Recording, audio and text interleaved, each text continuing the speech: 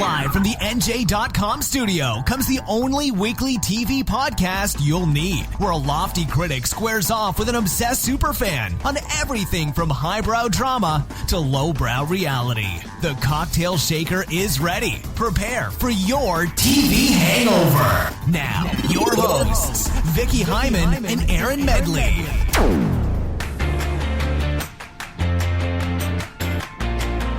Hello and welcome to TV Hangover. I am Aaron Medley. This is episode 14 and I am here with my favorite co-host, Vicky Hyman. I got a card that said everything like that today. It was very exciting. Oh, yay. Oh, you got Thank my you very card. much. You're welcome. I had to give you one because, like I said, you're my favorite co-host. You're my only co-host. Shh.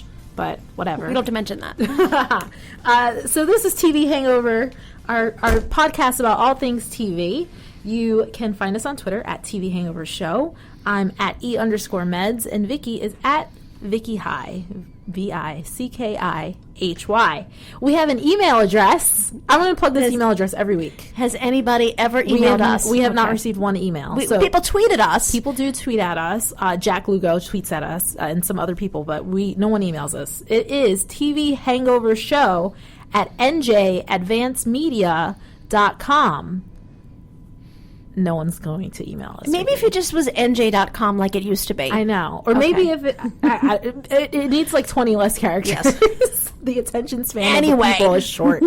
Don't forget to subscribe to our podcast on iTunes and Stitcher and all those other things that I mention every week. And I will mention again at the end of this podcast. Vicky, so I have exciting news. What is your news? Oh my gosh, I just closed on a new house. In New Jersey? In New Jersey. Mm-hmm. It's in Sayeville. Oh my God. I don't think I've ever heard it pronounced like that, Sayeville. Even from people who live there. Well, you know, I'm going to start something new. Yeah. I'm very excited because, you know, as all of our listeners know, you and I both love HGTV. Mm-hmm. So I've been HGTVing it up. Okay. Watching my flipper flop. Last night I watched a show that I think you like that I just cannot stand. It's the one they're in Texas. And I love that one. I love that one. You know, I love it because I love her style. I think she's got great style. I love the whole sort of like rustic. A little bit industrial. They're like, cute. The Gaines. Chip and the one with the long hair that must be extensions Gaines. Yes. Right? New name. Wait, what's the name of that show? Not Flipping Houses, not I don't know. Whenever it's on, I watch it. Oh, I can't. I hate it, and I love everything on it. What don't you like about it? I don't like their rapport. I think they're husband and wife. I get it, but it's not as stiff as Tarek and whatever her name is. They're not as stiff as them? Correct. Well, I agree. I don't like them. I like my HGTV shows to feel a little staged. Okay, then you must love It or List It. I dislike Love It or List It. Well, that is the most staged show around. It is. That is true. And Love It or List It, too, is like worse. No, I don't know. I don't like the sniping on Love It or List It. Oh. I think we're getting way off track here. Are we though? Because we're host chat and we can talk about whatever we want. Wait, there was one other HGTV show that I saw. I caught the beginning of it at the end of an episode of House Hunters Renovations, which, by the way, Saturdays at 10 p.m. Yeah, I'm not usually watching DVR. I don't know what it was called, but they started out with like Newark, New Jersey is home to historical houses, blah blah blah, and it was like historical rehab or something like that. Yeah, that sounds good. It was a good show. But, I'm up for that. But now I missed that episode because I only got like the first half a minute, so I'll have to find it. Vicky, it has been an interesting TV news week for it to be a holiday week. Especially because it's a TV holiday week. Yeah. Oh my gosh, that darn Steve Harvey. You know, I watched a little bit of Miss Universe. I didn't watch it live, and then I heard about the gaffe, and I could not even bring myself to listen to it for like 2 days because it just sounded so horrific and sad and terrible. I finally did, for the purposes of this broadcast. Yeah, and we're watch it. We're going to listen to it again. Let's just do that, right? Let's get it out of the way. Okay, folks.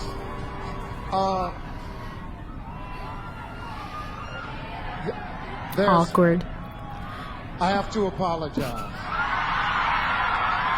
Why are they cheering? I don't know. Maybe they realize that they made a mistake. Oh, maybe.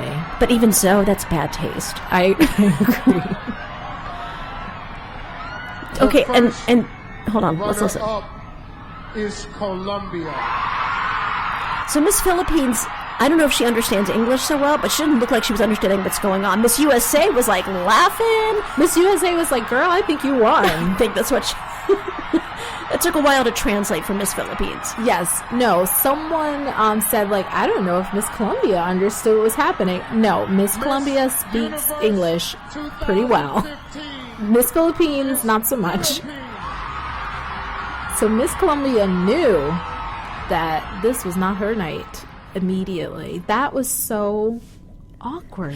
It was awkward. I have to say, Steve Harvey, for whatever reason he made the mistake, maybe he ran out of the rehearsal early. I think he handled it as best as he could. I think he handled it as best as he could too. However, he effed up. Like, this has never happened. Huge. In the history of a pageant. And how do you, when you look at the card, because everyone showed the screen grabs of the card, it says second runner-up, Miss USA. First runner-up, Miss Columbia. Miss Universe 2015, Miss Philippines. So did he think that, they're only going to give me the two losers? I can't explain it. I can't explain what went through his mind. I am going to come to his defense. I mean, clearly he didn't mean anything by it. Of course. But he just did the best he could by being very, very humble immediately. But, I felt so bad. And it's not one of those things that's cringeworthy they want to watch again and again. I watched it once. I never want to watch it again. I agree. Because and the thing is, like, we just listened to a short clip. If you watch from the moment he said first runner-up Philippines, or whatever he said, and then Miss Columbia is standing out there at the front of the stage, like, waving and smiling with her crown for like 2 minutes. It just goes on, and it's like, what the hell? And like, knowing that something, this is when you watch it back in the replay, knowing that happened, it just feels so uncomfortable. And then Steve Harvey, I don't know if you know this, icing on the cake, tweeted out that he was at Miss Philippines. Which is a book of the Bible, and Miss Columbia, like it's Columbia University. Yes. Insult to injury. I don't know. I'm willing to forgive Steve Harvey all of this. I really am, because it was not meant in any. I mean, he just didn't mean it. He made a huge mistake. I feel so bad for everybody involved. I never want to see it again. But I do think that the next time a contestant on Family Feud comes up with a really dumb answer, Steve Harvey's going to have to cut them a little slack. You know what I'm saying? Absolutely. Of course. So, Vicky, in TV news, since there isn't much else happening this week besides Miss Universe, Amazon Prime is amping up their slate in a big way. In addition to granting pickups to the Jersey set Red Oaks, Hand of God. Oh, you like Red Oaks? It is. I didn't know you watched it. No, I do. I mean, I have not gotten through the first season yet, as I have not gotten through the first season of a lot of things. But I do enjoy it. I think it's a really excellent show, and I think Ennis Esmer is probably one of my favorite new actors. He's great in it. He plays the sort of like Lothario guru to the tennis pro, the floundering tennis pro who stars in it. Do you think it portrays Jersey accurately, or is it just another stereotype? I have to say, there's not so much Jersey about it. Oh. I mean, it more sends up 80s a little bit, but even then, it's not like the Goldbergs where it's like really making fun of the 80s. There are leg warmers. There's crimped hair. Right. There's like Jane Fonda-esque stuff going on, but no, it really kind of could be set anywhere, I have to say. All right, I'm fine with that. Amazon Prime also picked up Hand of God and its most streamed series, which I know you love, Man in the High Castle. Absolutely. But, and this is all according to Deadline, there are, let's see, let me count here, because I have to count out loud. 7.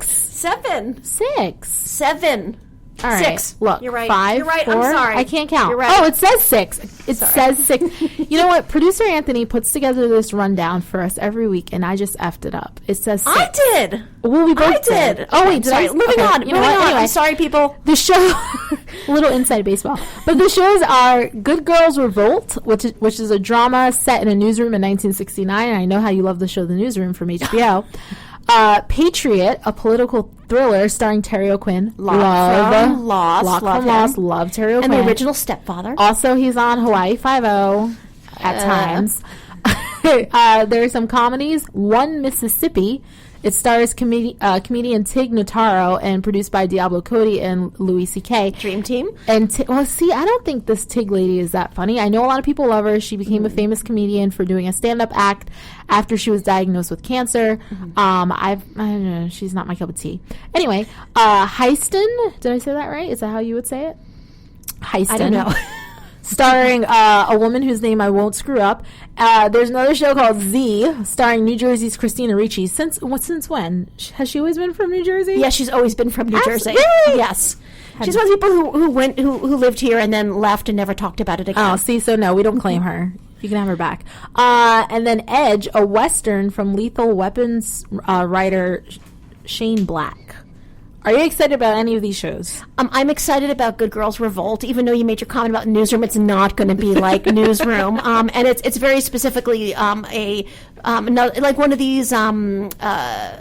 thank God we're seeing more of them, dramas with the insights of the women of the time. So I was talking to producer Anthony about it, and he's hoping, and I hope so too, it'll be more like a Joan and Peggy of Mad Men, but in a newsroom. So, I like and that. if that is what it is, I'm totally on board with that. It's actually based on the true story about a group of women researchers, because they weren't allowed to be reporters at, I think it was Time Magazine or Newsweek, I think, who eventually filed a gender discrimination suit against the magazine for basically not promoting them and treating them like furniture that, or furniture that you can also have sex with. Oh. Yeah. Okay. So I'm excited about that. Z could be interesting. It's about Zelda Fitzgerald. I like Christina Ricci. One Mississippi I'm very interested in. I will watch anything with Terry O'Quinn. I think that you will watch anything on Amazon. It's true. It got 3, I think, of my top 10 shows of the year. We only talked about 5 of them last week, but Transparent, Man in the High Castle, and God help me, Catastrophe, which we'll talk about a little bit about later, about binging, but my favorites of the year. Well, I must say that I do have Amazon Prime, and I haven't watched a thing. I watched that one episode of Transparent, and I haven't been back. You have to watch Catastrophe, and I will get to that in a little while. I did. I've watched like the first half, which is only like an hour and a half. Episode. The first half of the first episode? Yeah. You watch like 15 minutes of it. When all they do is basically have Vicky, sex. I can't. The streaming services produce quality television, but I'm always trying to catch up on my regular, broadcast. There's TV. only 3 hours of Catastrophe. It is absolutely worth your time. And you will not be able to stop watching it. Fine. I will tell my boss that I'm going to take off for a few Please days. And all I'm going to do is binge so that I can come back to TV Hangover and talk to you about these shows you love so much. That's what you should be doing. All right, fine. We'll put it in the schedule. So the breaking news of the day, Vicky. Yes. Dun, dun, dun. Our favorite Jersey housewife is out of the clink.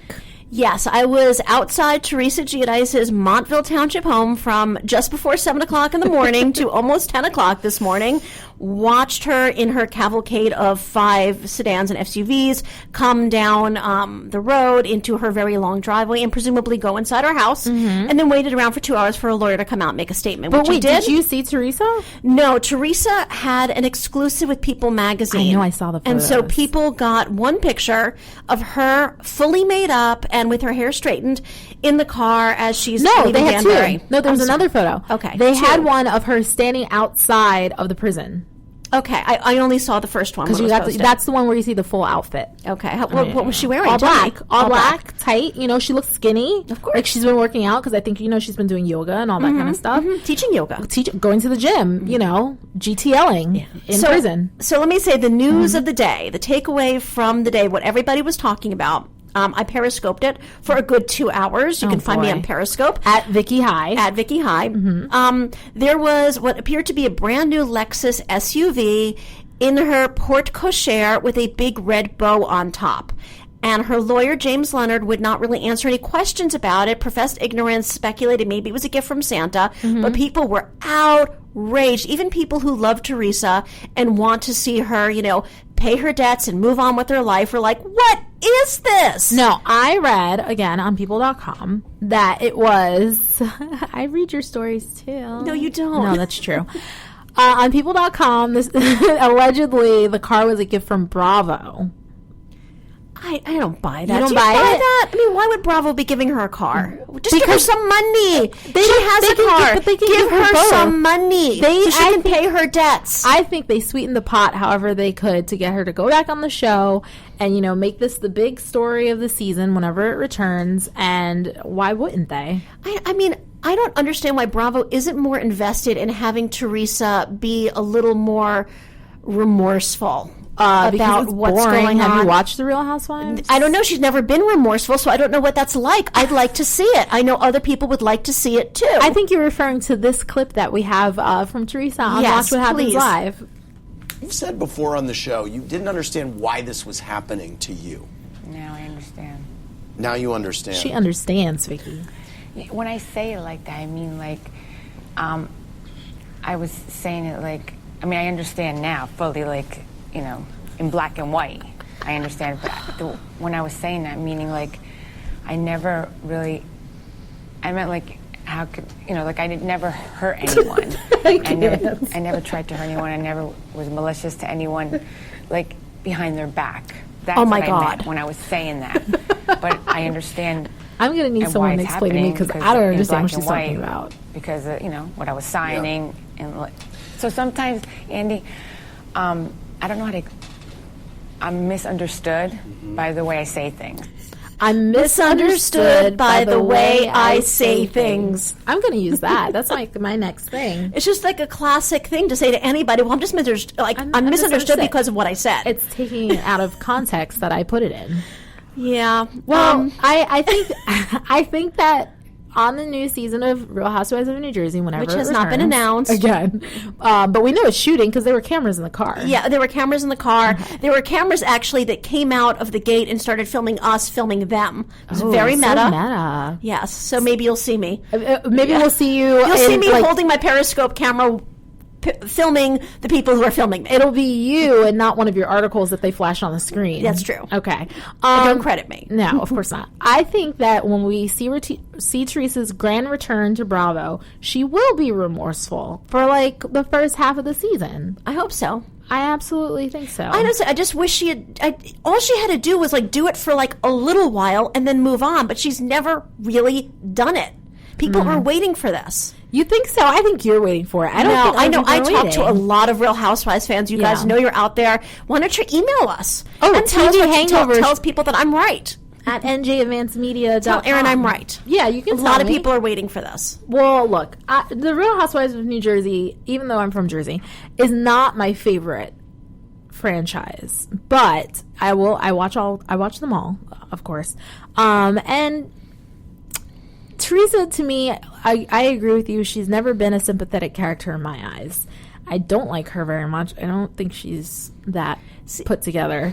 And as a viewer, if she weren't on the show, I'd be okay with that. Really? I don't think most people would be okay with that. People love to watch her or they love to hate her. There's nobody who could just give or take Teresa Giudice, which is why she to me is a star. Every Real Housewives franchise has one. She to me is like the Nene Leakes of New Jersey. I don't need Nene Leakes in my Real Housewives of Atlanta. And you know what? She's not on this season. And you know what? It's okay. It's because Tootie's on it, right? No, it's not. Oh my gosh, she's the worst addition to a Real Housewives franchise in years. She's the one who shows up and they start fighting, and she's like, I don't understand what's going on. I'm like, you're on the Real Housewives. That's what's going on. What's going on? You signed up for the show. They went on vacation to Miami, and the whole time she's like, so when are we going home? I'm like, do you know, when you signed on the dotted line. She's kind of like the Kathy Wakili. No, because at least Kathy got into it a little bit. Just a little, but at least she realized what she was there for, even if she's just a bystander. No, Kim doesn't even want to be a bystander. She's like, is this really the way that grown women speak to one another? Yes, on the Real Housewives. What are we even talking about? Come on. One thing that I wanted to bring up that I thought was really interesting, and it's a Real Housewives crossover, is that Giudice.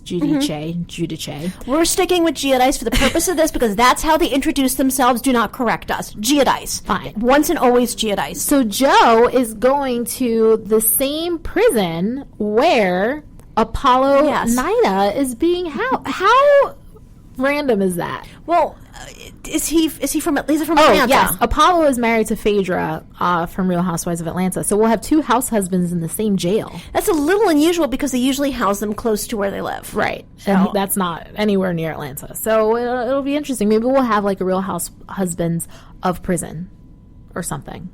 Or not. Vicky, we had 2 major season finales on Sunday. Mm-hmm. Let's start with The Affair.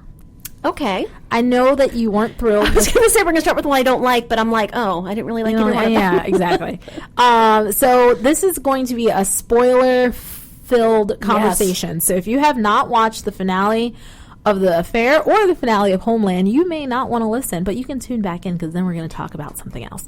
But The Affair finale, we found out who killed Scotty. Like suddenly, we're also one of my big issues with this show this season is that they use the murder as a framework in the first season to give you the 2 stories, their conflicting takes, sometimes conflicting takes on what's going on. But it was a reason to have the conflicting takes because they're telling their sides of the story. This season, they added 2 more perspectives, Cole and God help me, what is her name? Helen. Thank you. Mm-hmm.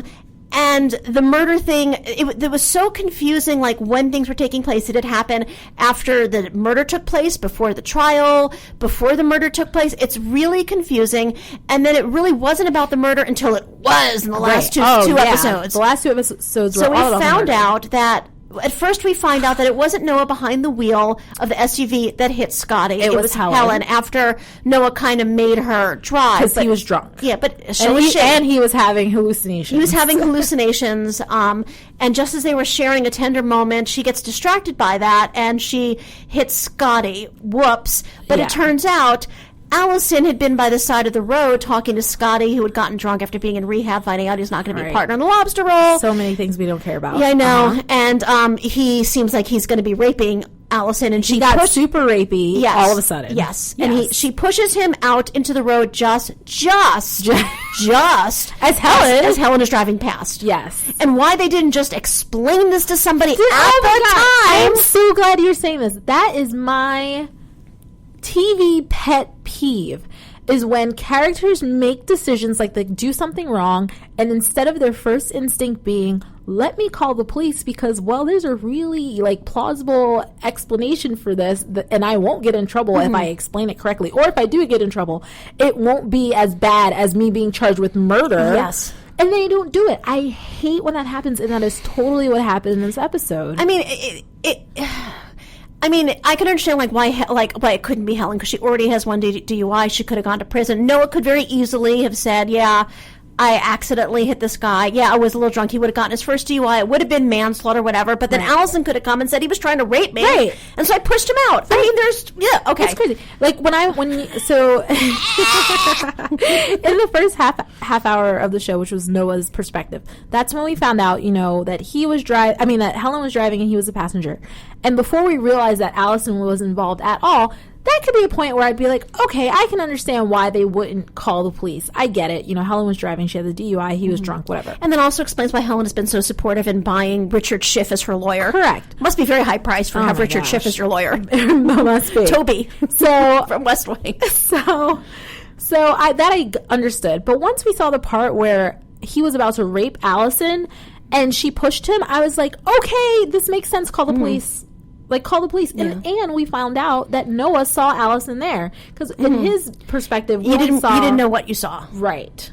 Okay, can I add one more ridiculous thing? Yes, please. So the detective decides to go out one last time and manages to find the little rock that had Allison's name on it in the woods, so he knows that Allison was there. Right. So John, the lawyer, finds out about this and is able to tell Noah, oh, we have an alternative suspect, so it could get you off because I don't think the jury's going to go for you. Right. And then all of this, all the horrible, gross things that Noah has done throughout the season, which includes, in his own perspective, telling, when Allison finally reveals that her child is actually probably Cole's child and not his child, he actually dares to say, I was faithful to you. I almost wasn't. I know. And he absolutely would have been had he not presented himself naked to his daughter, what turned out to be his daughter, in the hot at that gross pool party.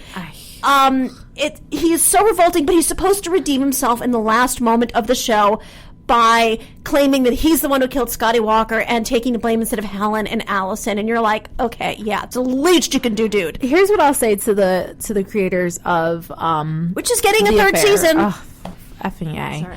Here's what I'll say.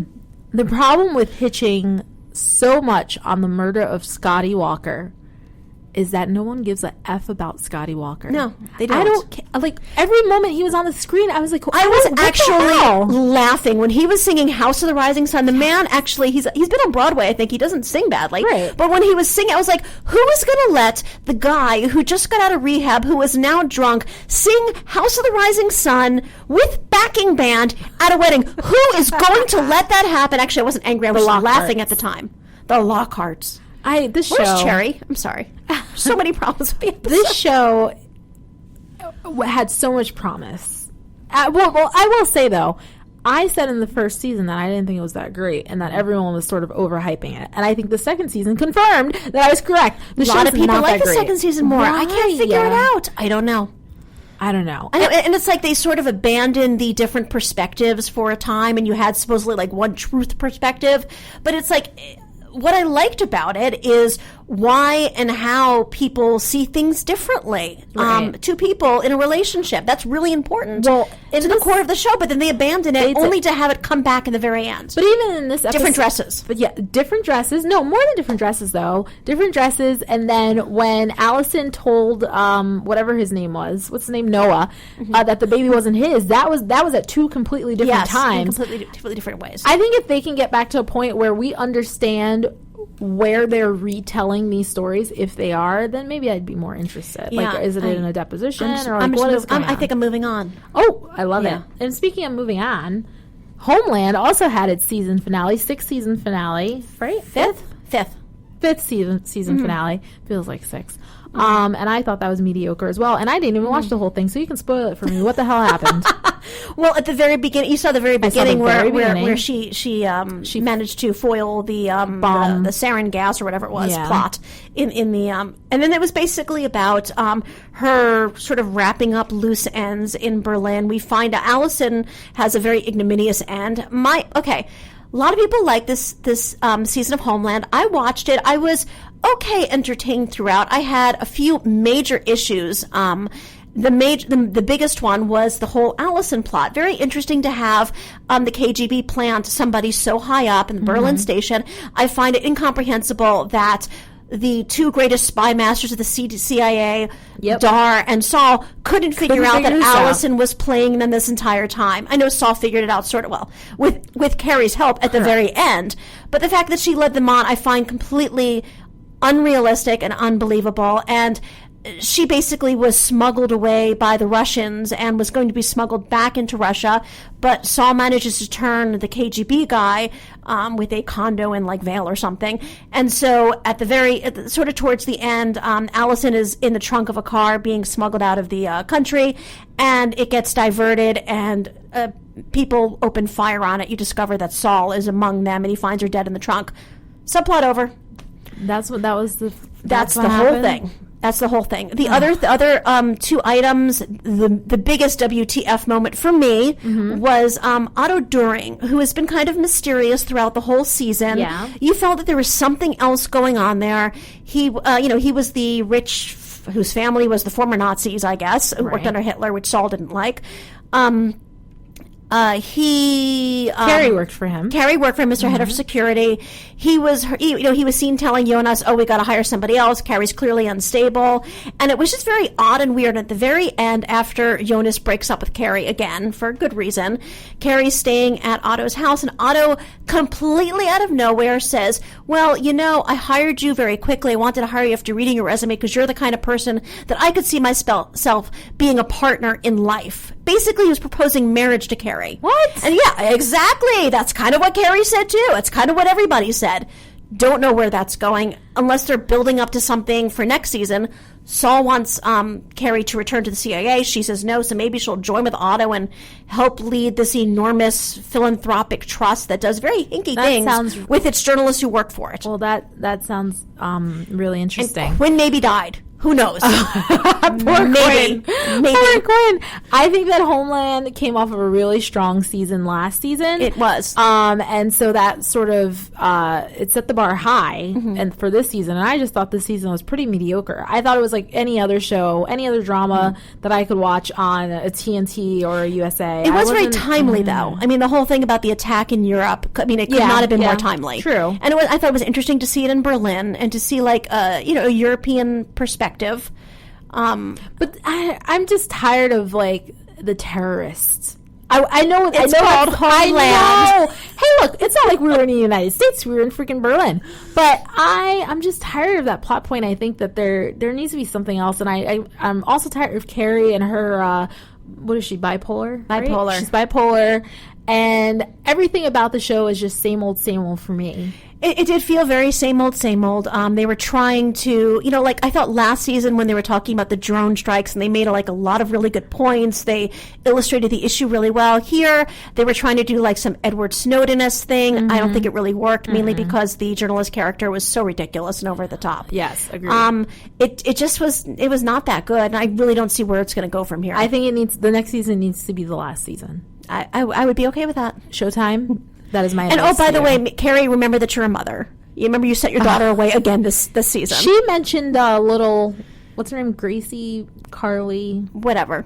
Brody. Franny. Brody, basically. Brody Jr. So, Vicky, it's the holiday season, which means people have a lot of time off.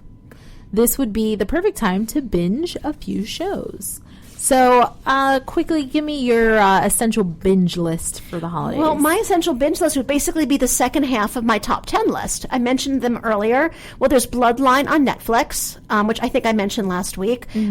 Great family drama crime thriller. Takes place in the Florida Keys. Catastrophe, which you have to watch. That one I can agree to watch. Vulgar, hysterically funny, and very romantic still. 6 half-hour episodes. People watch it. Man in the High Castle, alternative history, speculative fiction about what would happen if the Nazis won World War II. I'll think about it. Transparent, the second season, which was... it's just like watching an indie film. It's really, really good stuff. Really interesting. Funny, dark, great stuff. And a great performance by Jerry Tambor. And even though his 3 kids are super annoying and entitled and awful, I still can't help watching them. And Crazy Ex-Girlfriend on the CW. That's a long binge. So if I had to give some shows to binge, I would suggest people watch The Leftovers season 2, because I know a lot of people missed it. I think I may go back and watch The Jinx, because I loved it so much the first time around. And by the way, I said to Vicky after our show last week that I meant to put that on my list for top shows of the year. It would totally bump Survivor. So would it be number 5 or would it be No, it would be like 2 or 3. Okay. Like the whole list would have to be rearranged because The Jinx was that good. It could actually be number 1. And a show that I want to binge but I have not watched at all, Making a Murderer on Netflix. I just watched the first episode last night. And I was interested. Everybody is talking about it being the next Serial because they're taking a true crime case, and in this case, they're giving it a very cinematic feel to it. I also didn't think that what they're doing in this case is all that different from what 48 Hours does. Where they take a unsolved murder or some injustice that's been done, and just sort of break it down for you. In this case, they are taking, I think, they're taking a very definite point of view, and they are trying to make it very cinematic feeling. But unlike Serial, I think, where I think what people were latching onto was the reporter sort of getting involved in the story and talking about how to create the story. It's not really like that. It's a straight... From what I've seen so far, it's a straight, series about what happened to this guy who was very quickly a guy who was from basically the wrong part of town in Wisconsin. He goes away for a sexual assault for 18 years, gets exonerated, files suit against the law enforcement agency that put him in jail in the first place, and then he is accused and convicted of another horrible rape murder. See, this is right up my alley. I love true crime, and I also love documentaries, so I probably will be watching, which is why I love The Jinx, by the way. Vicky, last week we did our favorites.